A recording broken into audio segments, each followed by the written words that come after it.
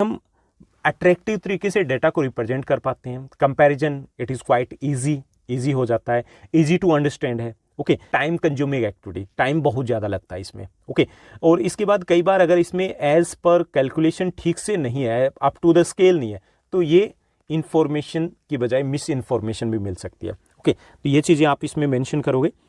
पाई diagram क्या होता है, what precautions should be taken in the construction of the pi diagram. Pi diagram क्या होता है, वृत्त आरेख क्या होता है, वृत्त आरेख की रचना में क्या क्या सावधानी रखनी चाहिए। जैसे देखिए, वृत्त आरेख भी आप इस टाइप से बनाते हो, उसमें आप जो भी आपने लिया है, जो भी कंपोनेंट आपने लिया है, जैसे आपने लिया है कि एक स्टूडेंट है वो इतने घंटे सोता है, इतने घंटे वो पढ़ता है, इतने घंटे वो स्कूल जाता है, इतने घंटे वो खेलता है, तो आपने इस टाइप से शो कर दिया, 360 डिग्री में उसको शो कर दिया, that is a pi diagram. Okay, तो इसमें क्या क्या ध्यान रखनी चाहिए कि इसमें सबसे इंपॉर्टेंट ये है कि जब हम कैलकुलेट करते हैं कि कितने डिग्री के थ्रू शो करेंगे, तो वो कैलकुलेशन हमारी एक्यूरेट होनी चाहिए। उसके बाद हमें प्रॉपर तरीके से हमें स्केल का यूज़ करना चाहिए। ओके, अगर इसमें मिस इन्फॉर्मेशन हमने शो कर दी तो ये यूजलेस हो जाता है। तो ये भी आपको अच्छे से प्रिपेयर करना है। देखिए, मैं यहाँ पे डीपली कुछ नहीं बता रहा हूँ, डिस्कस नहीं कर रहा हूँ, क्योंकि बहुत सारे क्वेश्चंस हैं, हम सिर्फ क्वेश्चन डिस्कस करें। आपको डीपली क्या करना है, अपनी बुक से आप इनको अच्छे से प्रिपेयर कर सकते हो। और अगर आपको बहुत सारी प्रॉब्लम्स आती है तो आप कमेंट सेक्शन में कमेंट कीजिएगा, फिर उसके बाद हम बात करते हैं, डिटेल में भी डिस्कस कर लेंगे। उसके बाद नेक्स्ट आपका व्हाट आर फ्लो डायग्राम्स और डायनेमिक मैप्स। फ्लो डायग्राम्स या डायनेमिक मैप्स कौन से होते हैं? देखिए, जो प्रवाह आरेख होते हैं, जैसे हमने दिखा दिया, यहाँ से एक पॉइंट है, यहाँ से इस साइड में जा रहे हैं इतनी बसेस, यहाँ पे जा रही हैं इतनी बसेस। ओके, तो ये हमने अलग अलग डायरेक्शंस में दिखा दिया। ये क्या है? That is a flow diagram है, प्रवाह आरेख बोलते हैं। इनको डायनेमिक भी बोलते हैं, क्योंकि इसमें सिर्फ ये नहीं कि हम ट्रैफिक को दिखा सकते हैं, ट्रैफिक वाला है तो उसको हम बोलेंगे ट्रैफिक फ्लो डायग्राम। इससे हम अलग अलग, जैसे ट्रेड है, इंपोर्ट एक्सपोर्ट है, वो भी हम शो कर सकते हैं। तो इसे हम फ्लो डायग्राम या डायनेमिक जो मैप्स है वो इसको कह सकते हैं। तो क्या ध्यान रखना है? एक तो इसमें स्केल का ध्यान रखना होता है, डिस्टेंस का हमें प्रॉपर ध्यान रखना होता है। इसके साथ साथ हमें ये कि जब हम प्रिपेयर करें तो हम रेशो लेते हैं कि जैसे 1 सेंटीमीटर से हम कितना शो करेंगे, तो वो हमें ठीक तरीके से जितना स्पेस अवेलेबल है उसके अकॉर्डिंग प्रिपेयर, कुछ चीज़ें हमें ध्यान में रखनी है। तो ये सब कुछ आप प्रिपेयर कर लोगे। उसके बाद अगर हम 7th क्वेश्चन की बात करें, जो इंपॉर्टेंट रहेगा आपके प्रैक्टिकल एग्जाम के लिए, वो है what is questionnaire method and state the merits and demerits of this method. ये जो क्वेश्चनियर मेथड है ये क्या होता है, प्रश्नावली विधि क्या है, इसके गुण और दोष हमें बताना है। देखिए, प्रश्नावली क्या होती है, जैसे आपने क्वेश्चन प्रिपेयर कर लिया, व्हाट्स योर नेम, आपका नेम कहाँ है, आप नेम क्या है आपका। ओके, आपका ये बताना है कि आप कहाँ रहते हो। ठीक, आपसे पूछ लिया आपने स्टडी कहाँ से की है, 12th के बाद आपने कौन से कॉलेज स्टडी की, कौन से सब्जेक्ट आपके पास थे, हमने रिटर्न में उसको दे दिया। ठीक, तो रिटर्न में आपने जो दे दिया और उसने रिटर्न में हमें आंसर दे दिया, तो वो क्या है? क्वेश्चनियर मेथड है, प्रश्नावली मेथड है।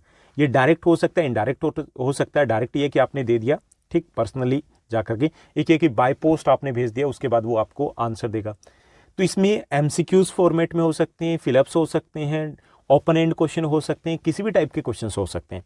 गुण क्या होते हैं कि ईजी होता है, ईजी होता है ना, रिप्लाई देना ईजी होता है, कंफर्टेबल होता है, इंफॉर्मेशन है वो हमें रिटर्न में मिल जाती है, रिकॉर्ड करना आसान होता है। और डिमेरिट्स क्या होते हैं? डिमेरिट्स ये होते हैं कि कई बार क्वेश्चंस को समझ में नहीं आता। कई बार ये होता है कि हम जब क्वेश्चन एयर देते हैं तो उसके रिप्लाई भी नहीं मिलते। कई बार नॉन सीरियसली इनके रिप्लाई दे दिए जाते हैं, कई बार कोई और ही इसको फिल करके दे देता है। तो इस टाइप की इसमें डिमेरिट्स होती है, जो डिटेल में आपको देखना, मैं सिर्फ हिंट दे रहा हूँ कि क्या करना है इसमें। ठीक, उसके बाद नेक्स्ट है what are the qualities of a good questionnaire. अच्छी जो प्रश्नावली होती है उसके क्या क्या गुण होने चाहिए। बहुत इंपॉर्टेंट क्वेश्चन, ये एग्जाम में पूछ लिया जाता है, आपके अक्सर एग्जाम में आ जाता है, रिटन एग्जाम में। देखिए, अच्छी जो क्वेश्चनियर होता है उसमें लिमिटेड नंबर ऑफ क्वेश्चंस होने चाहिए। ठीक, क्वेश्चंस शुड बी शॉर्ट, छोटे छोटे क्वेश्चंस होने चाहिए। लैंग्वेज शुड बी अंडरस्टैंडेबल, यानी समझने के लायक वो लैंग्वेज होनी चाहिए। डिफिकल्ट वर्ड्स हमें नहीं यूज करने चाहिए। We should avoid the controversial जो टॉपिक है वो उसमें इंक्लूड नहीं होने चाहिए। ओके, इसमें टू द पॉइंट क्वेश्चंस होने चाहिए। ओके, और इसके साथ साथ जो भी इंफॉर्मेशन चाहिए उसी से रिलेटेड ही क्वेश्चंस होने चाहिए। इसमें पर्सनल क्वेश्चंस नहीं होने चाहिए। ओके, इस टाइप के क्वालिटीज आप इसमें मेंशन कर सकते हो, गुण लिख सकते हो। उसके बाद आंकड़ों के विश्लेषण के विभिन्न चरण कौन कौन से। देखिए, हमने डेटा कलेक्ट कर लिया, जैसे आपने डेटा कलेक्ट कर लिया आपने अपनी क्लास का। अब उसको जब एनालाइज करोगे तो उसमें क्या क्या इंक्लूड रहेगा, उसमें एनालाइज करने से पहले आप क्यों करना है, उसका टेबुलेशन करना है, सारणी में आप लगाओगे, सीक्वेंस के अकॉर्डिंग लगाओगे, ओके। उसके बाद उनको कंपेयर करोगे, उसके बाद उसमें कंक्लूजन निकालोगे। तो अलग अलग इसकी स्टेजेस होती हैं, तो वो आपको अच्छे से पता होने चाहिए। उसके बाद नेक्स्ट है टेबुलेशन क्या है, सारणियन क्या होता है। देखिए आंकड़े जो होते हैं ना, आंकड़ों को हम सीक्वेंस में सेट करते हैं, ओके, सीक्वेंस में सेट करते हैं। वो क्या आप भी आपने सेट कर दिया, जैसे भी आपने सब्जेक्ट वाइज उनको डिवाइड कर दिया उनके इंटरेस्ट के अकॉर्डिंग, वो क्या, दैट इज ए टेबुलेशन। इससे क्या होता है, यहां से शुरुआत होती है, क्योंकि जब सही से हमारे सीक्वेंस के अकॉर्डिंग हमें आंकड़े मिलेंगे तभी तो हम उनको एनालाइज कर पाएंगे ना, कंपैरिजन कर पाएंगे ना, कंक्लूजन निकाल पाएंगे हम, ओके। तो ये सारणियन होता है। तो एग्जांपल देकर के आप इन चीज़ों को क्लियर कर सकते हो। उसके बाद 11th जो आपका क्वेश्चन रहेगा, इंपॉर्टेंट है ये भी, कि what are the diagrams. Diagram क्या होते हैं, describe the different types of the diagram. देखिए डायग्राम क्या होते हैं कि जो डेटा होता है वो हम डायग्राम के थ्रू रिप्रेजेंट करते हैं, okay. The presentation of the data through the lines, dots etcetera is known as the diagram, okay, उसको हम डायग्राम कहेंगे। देखिए इसको डायग्राम की अगर बात करें तो ये लाइन ग्राफ हो सकता है, ओके, ये आपका बार ग्राफ हो सकता है, ये आपका पाई डायग्राम हो सकता है। तो हम कई टाइप के, डिफरेंट टाइप के डायग्राम है वो बना सकते हैं, क्लियर। तो इनके बारे में आपको पता होना चाहिए कि डायग्राम क्या होते हैं, किस टाइप से होते हैं। उसके बाद 12th जो आपका क्वेश्चन है कि state the general rules for drawing diagrams and maps. कि डायग्राम बनाने हो, मैप्स बनाने हो, तो उसमें जनरल रूल्स क्या क्या होते हैं ये आपको पता होना चाहिए। कि ये एक तो नीट एंड क्लीन होने चाहिए, अट्रैक्टिव होने चाहिए, ओके, स्केल के अकॉर्डिंग होने चाहिए, इसमें जितनी भी रिक्वायर्ड इन्फॉर्मेशन है वो इन्फॉर्मेशन क्लियरली मेंशन होनी चाहिए, ओके, और ये रिलेवेंट होने चाहिए, जो भी डेटा दिया गया है उससे रिलेवेंट होने चाहिए। तो ये सब कुछ हमें ध्यान में रखना है। उसके बाद नेक्स्ट है आपका 13th क्वेश्चन दिया गया, differentiate between the multiple bar diagram and compound bar diagram. Multiple bar diagram और कंपाउंड बार डायग्राम यानी कि बहुदंड आरेख और मिश्रित दंड आरेख में क्या डिफरेंस होता है ये हमें बताना है। देखिए बहुदंड आरेख क्या होता है, जैसे देखिए आपको पॉपुलेशन दिखानी है और आपको जेंडर वाइज पॉपुलेशन भी दिखानी है। आपने यहाँ पे दिखा दी फीमेल की, उसके बाद इसके साथ ही आपने दिखा दी मेल की, उसके बाद आपने दिखा दी टोटल, ठीक। तो ये क्या है, that is a multiple bar diagram हो गया।